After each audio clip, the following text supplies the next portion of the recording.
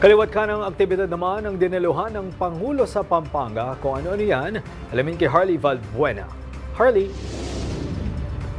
Yes, Greg, 4 na events ang dinaluhan ni President Ferdinand R. Marcos Jr. dito sa Pampanga ngayong Biyernes.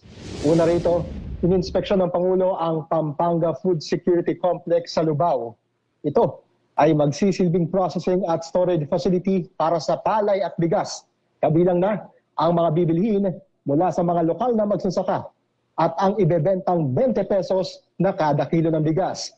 Layunin itong matiyak ang sapat na supply ng pagkain sa bansa sa harap ng umiiral na energy emergency at nagbabadyang El Nino. Bumisita rin ang Pangulo sa Converge Data Center sa Angeles City. Ito ay bahagi pa rin ng hakbang sa pagpapalakas ng connectivity at internet connection sa bansa. Dito rin nilalagay ang ilang systems ng mga ahensya ng gobyerno para sa mas mabilis na digitalization ng government transactions.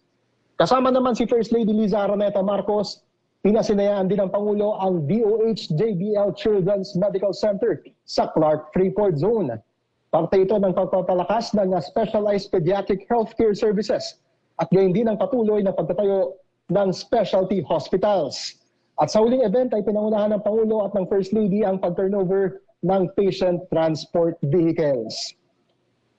Greg, sa ambush interview ay ibinahagi ng Pangulo na tinatapos pa niya ang kanyang speech para sa ika-5 niyang State of the Nation address sa Lunes para matiyak na ito ay magiging perpekto.